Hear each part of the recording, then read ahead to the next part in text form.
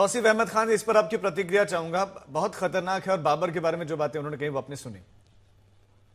देखिए, ये राजनीति कर रहे हैं और झूठ बोल रहे हैं बीजेपी के नेता। हाईकोर्ट में याचिका फाइल की गई थी कि इस पे ये जो फाउंडेशन स्टोन का जो आज प्रोग्राम था, फाउंडेशन लेइंग स्टोन का, ये जो है इसको स्टे लगा दिया जाए। और उसमें बाकायदा सुनवाई हुई। उस सुनवाई में सेंटर के जो वकील है एएसजी, वो भी शामिल थे। ये जो आज टीवी में बैठ करके बीजेपी के प्रवक्ता कह रहे हैं कि प्रिवेंटिव डिटेंशन में अरेस्ट कर लेना चाहिए था, ये बात तो सेंट्रल गवर्नमेंट के, बीजेपी के सेंट्रल गवर्नमेंट के जो वकील है कोर्ट में ने, तो उन्होंने ये बात नहीं कहा कि हुमायूं कबीर को आप अरेस्ट कर लीजिए। वहां पे श्योरिटी दिया गया कि हमारी सेंट्रल फोर्सेस जो है वो तैनात है मुर्शिदाबाद में, हम कोई गड़बड़ी होने नहीं देंगे। लिहाजा हाईकोर्ट ने इसको अलाउ किया, हाईकोर्ट ने परमिशन दे दिया। हाँ, बंगाल सरकार के ऊपर में जिम्मेदारी है एज अ स्टेट गवर्नमेंट कि वो लॉ एंड ऑर्डर को सिचुएशन को मेंटेन करे। तो पुलिस बंदोबस्त जो ममता सरकार को करना चाहिए था उन्होंने किया। 6 दिसंबर को 1992 को बाबरी मस्जिद को शहीद किया और उस पे राजनीति की इन्हीं लोगों ने, यही बीजेपी के प्रवक्ता ने, जो आज बैठ करके कभी मुस्कुराते हैं, कभी कहीं पे बोलते हैं कि हाँ हमने बाबरी तोड़ दिया, हम और भी मस्जिद तोड़ेंगे। ये तो कहते हैं बीजेपी के नेता। उमा भारती ने थोड़े दिन पहले क्या बोला, आज अभी दूसरे बीजेपी नेता को आप उठा लीजिएगा। तो ये मंदिर मस्जिद की राजनीति, जिसको हमने समझा कि सुप्रीम कोर्ट के फैसले को भारत के मुसलमानों ने स्वीकार कर लिया, अब ये मंदिर मस्जिद की राजनीति हम पीछे छोड़ते हैं। हमें बराबरी विशाल मिश्रा जी, टीएमसी इस मामले में ज्यादा से ज्यादा क्या कर सकती थी? भाई, कोर्ट का भी आदेश था, वो लॉ एंड ऑर्डर मेंटेन करना उनकी जिम्मेदारी थी, वो उन्होंने मेंटेन की। जवाब बात ये है राजू जी, मानसिकता की बात हो रही है, बात बनाने की बात नहीं हो रही, बात मानसिकता। तो आप देखिए ना, सवाल यही है, आपको और कोई नाम के नाम पर बनाने की जो है ये सोच आती कहां से है? ये क्या दिखाना चाहती है राजू जी? मेरा सवाल, राजू जी, मैं जो आपने सवाल किया, मैं ये कह रहा हूँ, ये मानसिकता आती कहां से? वारिस पठान साहब, आपकी आवाज नहीं आ रही, आपकी आवाज नहीं जा रही, दर्शक नहीं सुन रहे, प्लीज आप एक एक करके सबके सुनिए ना गेस्ट का। ये भी अब दूसरे मेहमानों का भी अपमान है ना। सिर्फ विशाल मिश्रा जी की आवाज आएगी। विशाल जी। राजू जी, बात है आप बनाइए, लेकिन सवाल उठता है कि आप नाम तो देखिए, ये सोच तो देखिए, ये क्या दर्शाना चाहते हैं? और आज 6 तारीख और बार बार क्या बात कही जा रही है? नहीं भूले हैं, नहीं भूले हैं। अरे आज भारतीय विरासत की पुनर्स्थापना हो रही है, तो आपको क्या दिक्कत है? जब ध्रुवीकरण की राजनीति होती है तो सब जानते हैं कि सबसे ज्यादा फायदा कौन, उससे एकजुट होगा, इससे हिंदू एकजुट होगा, उससे बीजेपी को सबसे ज्यादा फायदा होगा। वो यही तो आरोप लगा रहे हैं टीएमसी वाले कि बीजेपी के इशारे पर बीजेपी के इशारे पर सब हो रहा है। अरे राजू जी, आप बताइए, वही बात है फिर। सोच आपकी, सरकार आपकी, नेता आपके, बात जो भी हो, वहां पे कानून प्रशासन तो आप ही का है ना।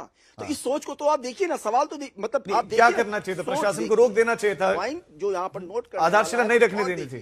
कि आप क्या दिखाना चाहते हैं, ये आप क्या दिखाना चाहते हैं? ठीक है, इनसे पूछिए ना कि ये क्या दिखाना चाहते हैं। अतिकुल रहमान साहब, ठीक है, मस्जिद बनवाते, लेकिन उसमें बाबरी शब्द ऐड करने की, जोड़ने की जरूरत क्या थी? 500 साल से मामला चला, क्या कुछ नहीं हुआ, सबने देखा। आप उसको अभी भी जिंदा रखना चाह रहे हैं? क्या आपको लगता है कि भाई मुसलमान आज भी बाबरी के नाम पर वोट दे देगा, एकजुट हो जाएगा, उसके लिए दूसरे इश्यूज मैटर नहीं करते हैं, सिर्फ यही मैटर करता है? विशाल जी, जो आप इल्जाम स्टेट गवर्नमेंट पे लगा रहे हैं, टीएमसी ममता बनर्जी पर, वो इल्जाम तो सेंट्रल गवर्नमेंट पे भी लगता है ना भाई। फायदा तो आप भी उठा रहे हैं, मेरा इल्जाम, आप भी उसी बेटी गंगा में हाथ धो रहे हैं जी। नहीं, मेरा इल्जाम बीजेपी की, आपकी बारी नहीं है विशाल जी, आपकी बारी नहीं है विशाल जी, आपकी बारी नहीं है। अरे यही आपका प्रोटोकॉल है क्या? एक भी नाम बता दीजिए, यही आपका प्रोटोकॉल है क्या? एक भी फैक्ट बता दीजिए। आपकी बारी में बोल चुके ना, इक्वलिटी की बात ना की गई। अरे भाई, आप मानसिकता की बात कर रहे हैं, बैठकर झूठा। अरे वो कौन सी मानसिकता थी प्रधानमंत्री के पास जो बोल रहे थे कि ज्यादा बच्चे पैदा करने वालों में तमाम चीजें बांट दी जाएंगी कांग्रेस द्वारा? कौन सी मानसिकता थी? अपने क्यों? एक मिनट, एक करके विशाल जी उनको सुनते हैं। विशाल जी, क्या हो रहा है? अपनी अपनी बात रखिए विशाल जी, प्लीज। कोई और मेहमान नहीं बोलेगा। सवाल कर रहा हूँ। हाँ विशाल जी, राजीव जी जो मानसिकता की बात ये कर रहे हैं, आप ये मानसिकता की बात क्यों नहीं करते हैं जब प्रधानमंत्री जी ने कहा कि कांग्रेस आपके सब कुछ लूटकर ज्यादा बच्चे पैदा करने वालों में बांट देगी? ये कौन सी मानसिकता थी? अरे आप मानसिकता की बात एक तरफा करेंगे क्या? शर्म आनी चाहिए विशाल जी आपको। आप राजनीतिक विश्लेषक बोलते हैं अपने आप को और बीजेपी की बोलते हैं तोते की तरह। और आप अभी यहाँ पर शर्म करिए ना। अगर मानसिकता की बात कर रहे हैं तो दोनों तरफ की मानसिकता की बात को सामने लाने की हिम्मत रखिए। मैंने कहा कि मुसलमान ये झांसे में नहीं आएगा। आपकी हिम्मत है तो बोलिए कि हिंदू ये झांसे में नहीं आएगा। आप में हिम्मत है ये बात बोलने की कि हिंदू अब मंदिर के झांसे में नहीं आएगा। 500 वर्षों के संघर्ष के बाद यदि भारत के विरासत की पुनर्स्थापना हो रही है तो वो हमारे लिए गर्व की बात है कि नहीं है? इसमें क्या दिक्कत है आपको? लेकिन सवाल ये बनाने से किसी ने नहीं रोका। सवाल ये उठता है कि उसी आकांक्षा के नाम पर बनाकर आप क्या दिखाना चाहते हैं? अरे जाने दीजिए ना। सवाल ये उठता है वो उठता है। राजीव जी ये एक्सपोज हो चुके हैं आज। ठीक, रोहन सामाजिक समरसता के ताने बाने को तोड़ने का काम। ठीक है विशाल जी, आपकी आवाज आ गया। रोहन गुप्ता, अभी आपको प्रॉपर समय। रोहन गुप्ता अपनी बात रखिए। देखिए राजीव, मेरे को बोलने दो। हाँ, मैं आपके पास वारिस पठान साहब, इसके बाद रोहन जी की बात। तुष्टीकरण की, अरे बीच में मत बोले ना। हाँ, पहली बात है, आपने भी सवाल पूछे, अन्याय हो रहा है। आपने सवाल पूछा, कोई जवाब नहीं। सवाल करना है, कहीं पे किसी के साथ अन्याय नहीं हो रहा। पर जब सबसे पहले देश की बात आती है, तो दिया। सबसे पहले देश होना चाहिए। जब मदनी ने ये कहा, जब जिहाद की बात की, सब बात की, क्यों आप चुप बैठे? वारिस पठान तब उछल के क्यों नहीं बोल रहे थे? जब वंदे मातरम की बात की, मदनी ने ये कहा कि हम तो जिहाद करेंगे, हम ये करेंगे, हम वो करेंगे, हमारी सुप्रीम कोर्ट ने दबाव में आके किया, तब आप क्यों चुप बैठे? तब आप पे सवाल उठता है। आप सबसे पहले देश रखिए, आपका कोई विरोधी नहीं है। बात मुसलमान की नहीं है, बात तुष्टीकरण की है। और जब तक आप तुष्टीकरण करेंगे तब तक बीजेपी आपके खिलाफ बीजेपी एक्सपर्ट है। समझ के चलिए, आपने तुष्टीकरण में किसका फायदा किया? कांग्रेस ने मुसलमानों का क्या फायदा किया? कुछ फायदा नहीं हुआ। आज कौन सी सरकारी योजना है जहां पे आपको फायदा मिल रहा है? सब मिल रहा है, सबको बराबर अधिकार मिल रहा है। आप ही जैसे लोग थे जो ट्रिपल तलाक का विरोध कर रहे थे, क्यों? मुस्लिम महिलाओं का अधिकार नहीं है? आप ही जैसे लोग थे वक्फ बोर्ड का विरोध कर रहे थे, क्यों? गरीब मुसलमान का वक्फ प्रॉपर्टी का अधिकार नहीं है? आप ही के जैसे लोग हैं जो संविधान का विरोध करते हैं, आप ही के जैसे लोग हैं जो वंदे मातरम का विरोध करते हैं, आप ही के जैसे लोग हैं जिहाद का सहारा करते हैं, आप ही जैसे लोग हैं त्रासवादी को डॉक्टर बता के उसका भी लॉजिक देते हैं। आप जैसे लोगों के कारण मुसलमान बदनाम हो रहे हैं। मुसलमान जान चुका है आपकी हकीकत। आप और कांग्रेस पार्टी दोनों को एक्सपोज हो चुका है। वारिस पठान साहब, लेकिन ये बात आप स्वीकार करेंगे नहीं? वारिस पठान साहब, क्या ये बात आप स्वीकार करेंगे कि जो बन रहा है और उसमें जो नाम बाबरी मस्जिद से नाम दिया जा रहा है, वो एक राजनीतिक लाभ लेने के लिए हो रहा है? सब मैं आ रहा हूं उस पर, लेकिन आज सबसे पहले पूरे देश को जानना जरूरी है कि लाइव डिबेट में बीजेपी के प्रवक्ता रोहन गुप्ता ने नेशनल एंथम पढ़ने से सरासर इनकार कर दिया। ये उन्होंने हमारे नेशनल एंथम का इंसल्ट किया। हमने तो पढ़ने चलो ना, आ जाओ, एक लाइन पढ़ते हैं। मगर इन्होंने नेशनल एंथम नहीं पढ़ा, नेशनल एंथम का अपमान किया। इनके खिलाफ मैंने पूरा वंदे मातरम कहा, आपको संज्ञान लेना कोई चाहिए। अपमान नहीं है, गाइए ना। का संज्ञान, अरे आप क्यों? अरे बोलिए ना, बोल मत करिए, बोलिए, खड़े हो जाइए, नेशनल एंथम गाते हैं। खड़े हो जाइए वारिस पठान, नेशनल एंथम गाते हैं, क्योंकि आपको मालूम नहीं है कि खड़े होके गाते हैं। डिबेट में बैठ के नहीं गा सकते, खड़े हो जाइए। तीर निकल गया, खड़े होके तीर निकल गया। आपने देश का अपमान किया। आप बोलिए वंदे मातरम, नेशनल एंथम, बोलिए वंदे मातरम। अरे देश तीर आपके देखा दिल में घुस गया है। बोले नेशनल एंथम के लिए वारिस खड़ा पठान होकर साहब, खड़े हो रोहन गुप्ता जाइए। जी, ठीक है, ये स्ट्रैटेजीज पुरानी हो गई ना। वारिस पठान साहब, आगे वापस टॉपिक पर आइए ना, वापस टॉपिक पर आइए। नहीं, वापस टॉपिक पर आइए। मैं अब इधर उधर भटकने नहीं दूंगा ना, समय बहुत कम है। वारिस पठान साहब, आप बोलने से क्या बच रहे हैं? आप बोलने से क्या बच रहे हैं? मैं भी खड़ा होता हूं। देखिए, आप हिचकिचा रहे हैं किस विषय पर? देखिए, रोहन गुप्ता फंस गए। रोहन गुप्ता पूरी तरह फंस आपसे गए। सवाल इसके राजनीतिक लाभ का पूछ रहा हूं। आप उसको वंदे मातरम जनगण अरे वंदे मातरम हमारे बोलिए ना। जन गण मन का अपमान अरे किया। वंदे मातरम बोलिए, बोलिए वंदे मातरम। आपने जन गण मन के लिए खड़ा होना पड़ता है। आपने जन गण मन बैठ के नहीं गा सकते, खड़ा हो जाइए। आप पढ़ रहे थे डिबेट में खड़ा होना पड़ेगा, खड़ा होके गाइए। फंस गए, बैठ के नहीं कर सकते जन गण मन। आपको मालूम नहीं है, क्योंकि आपकी मानसिकता भारत की नहीं है, आपकी विदेशी मानसिकता है, आपकी तुष्टीकरण की मानसिकता है। अपमान किया। क्या बात कर रहे हैं? अरे जनगण बोलिए ना, खड़े हो जाइए। दोनों का फेडर डाउन किया जाए, फेडर डाउन किया जाए प्लीज। बहुत सर, डिबेट इससे डिरेल हो रही है। वारिस पठान साहब, मैं चाहता हूं कि इशू पर आप अपनी बात रखें, कौन किसका अपमान कर रहा है नहीं कर रहा है वो जनता देख रही है ना, वो भी तो टीवी देख रहे हैं। उन्होंने ये भी देखा कि आपने वंदे मातरम नहीं गाया, नहीं बोला, तब आप कहते हैं कि जबरदस्ती थोपा जा रहा है। लेकिन मैं उस पर नहीं जा रहा, और ना मैं चाहता हूं कि आप अपने जो है गाएं या बोले, मैं उसमें नहीं आ रहा। मेरा सवाल आपसे है, क्या राजनीतिक लाभ के लिए सब हो रहा है, और इस राजनीतिक लाभ के पीछे कौन है? क्या टीएमसी है या बीजेपी है? इस पर पर्टिकुलर जवाब चाहिए आपका। देखिए, मस्जिद, मंदिर, गुरुद्वारा, गिरजाघर जो भी बनाए बना सकता है, इसको पॉलिटिसाइज नहीं करना चाहिए।